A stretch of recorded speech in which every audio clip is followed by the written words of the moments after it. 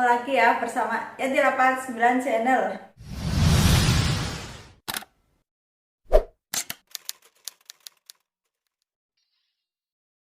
Dan yang pasti ketemu lagi bersama penonton pintar TKI Cerdas.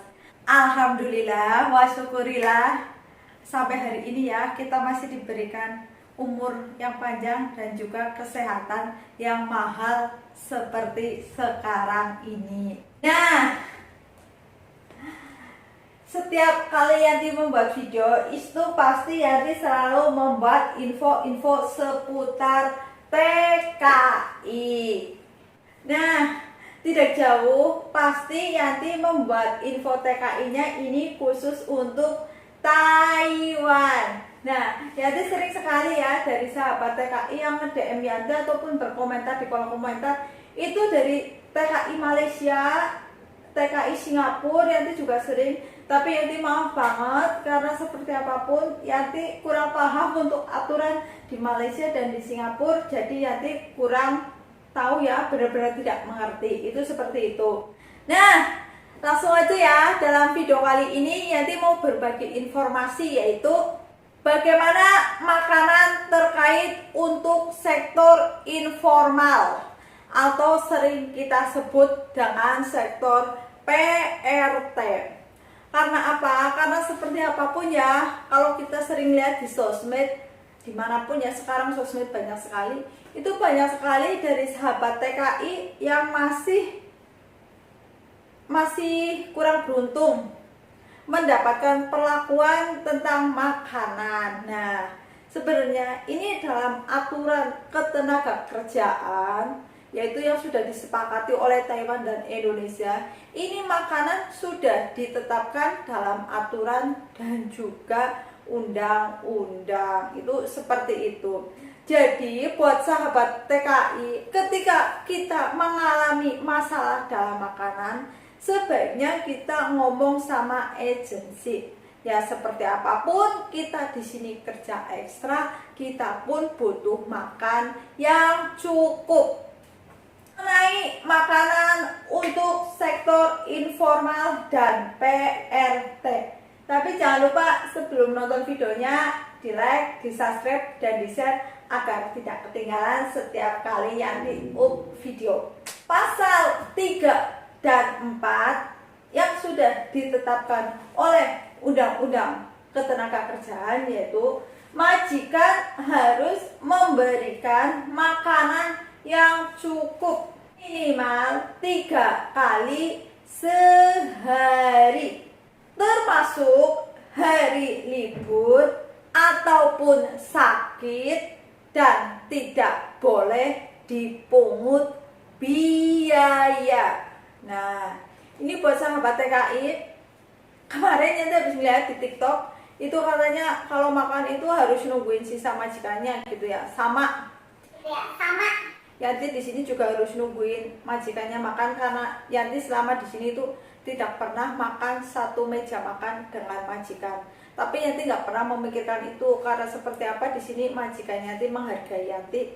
Yanti makan pun disisain yang layak kok, cukup buat Yanti. Dan ketika Yanti tidak mau nunggu sisa mereka pun, Yanti boleh mengambil duluan ketika Yanti di dapur, dan itu diperbolehkan sama majikan. Karena Yanti di sini cuma 3 orang, Yanti yang masak juga semau Yanti, jadinya Yanti di sini nggak pernah mau ambil.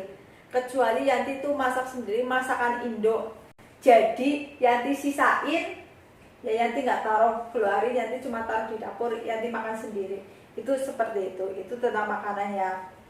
Nah, terkait tentang makanan, ini juga ada minumannya loh. Majikan itu harus menetapkan, yaitu satu, yang pertama yaitu harus standar kualitas makanan dan minuman, harus ada tanda dan keterangan yang mudah dimengerti oleh orang asing.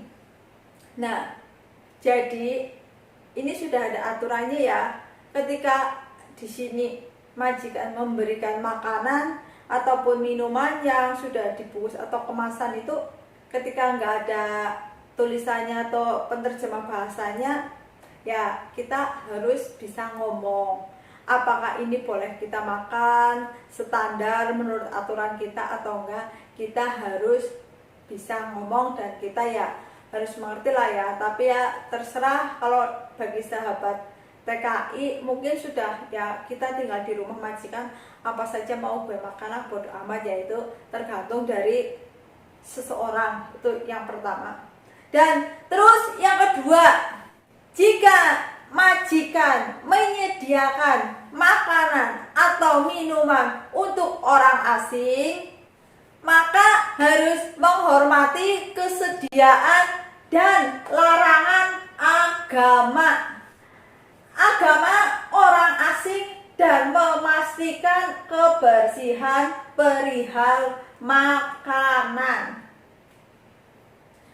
Tapi Yanti yakin dari sahabat TKI itu masih ada yang mengalami ya. Yakin ketika majikan yang ya kita nggak bisa samakan majikan satu dengan majikan yang lain karena emang kriteria majikan itu berbeda-beda. Tapi Yanti yakin dari sahabat TKI ataupun penonton Yanti di sini yang di Taiwan ataupun dimanapun menjadi TKI itu pasti pernah ya mengalami dikasih makanan yang sudah kuoci atau kadaluarsa. Tapi alhamdulillah Yanti di sini pertama awal itu Yanti mengira itu majikan Yanti pelit banget gitu. Karena apa? Ya karena ya Yanti ngalaminya seperti itulah ya. Tapi alhamdulillah berkat doa dan usaha Yanti di sini sekarang majikan baik banget. Ya selama Yanti di sini Yanti nggak pernah dikasih makanan yang kuoci ataupun kadaluarsa. Malahan terkadang ada makanan karena saking udah lamanya Yanti nggak mau makan, itu sampai kadaluarsa malah sama majikan itu benar-benar suruh dibuang karena ini sudah lama gitu nggak boleh dimakan. Karena majikan Yanti di sini itu naruh ikan ataupun naruh daging, sekali naruh di kulkas itu banyak, dan kata majikan itu nggak boleh lebih dari 10 hari. Kalau udah lebih dari 10 hari itu harus dibuang. Terkadang Yanti sayang itu di situ. Jadi buat sahabat TKI mengenai makanan, kita harus bisa ngomong. Karena kita kerja di sini benar-benar menjaga raja itu bisa dibilang 24 jam. Kita makan harus benar-benar kuat, benar-benar cukup. Kalau kita nggak cukup ya gimana kita mau kerja? Apalagi yang kerjanya kita angkat-angkat junjung ya, itu ada pasien ya, kita harus butuh tenaga ekstra. Jadi ketika kita mengalami kendala sama makanan, ya kita beranilah ngomong sama agensi. Kita harus benar-benar bisa ngomong sama agensi, jangan hanya karena makanan. Ya memang ada sih emang dasar majikannya seperti itu. Kalau majikan di sini, majikan Yanti itu sebenarnya orangnya kalau beli prol, tapi mungkin pada saat itu karena Yanti kurang beradaptasi dan sekarang sudah beradaptasi. Alhamdulillah sekarang sampai hari ini kayak kopi, tempe, sambal terasi, cabe, alhamdulillah Yanti sekarang dibeliin. Ya bisa dibilang Yanti di sini gajinya sekarang ya kalau untuk makanan sebenarnya ya cukup lah, cuma terkadang lidah Yanti aja pingin makan makanan Indo kayak bakso, mie ayam ya Yanti beli. Tapi kalau untuk kayak tempe, sambal terasi, bahkan kerupuk sampai mie itu Yanti dibeliin. Dan karena di sini majikan Yanti 3, jadi kalau terkadang sama majikan Yanti dibawa ke toko Vietnam karena Yanti jauh ke toko Indo, adanya toko Vietnam, ya sama majikan Yanti dibayarin ketika Yanti belanja di toko Vietnam itu. Tapi kadang Yanti puha ise gitu ya, nggak enak sama majikan. Mau sebenarnya kebutuhan yang Yanti inginin itu banyak, tapi karena Yanti tahu itu akan dibayarin ya jadinya Yanti nggak enak aja.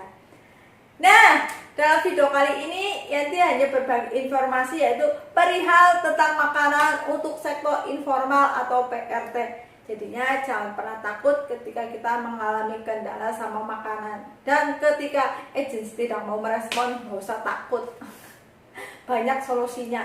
Di channel Yanti 89 channel itu banyak sekali solusi-solusi ketika menangani majikan yang seperti apa, pasien seperti apa, dan agensi yang seperti apa. Jadi jangan takut. Nah, pesan-pesan Yanti untuk penonton pintar TKI cerdas. kita bekerja ke Taiwan, pergi meninggalkan keluarga, itu benar-benar perjuangan yang luar biasa. Kita melalui proses di PT itu nggak tahu seperti apa susahnya, hanya kita yang bisa merasakan.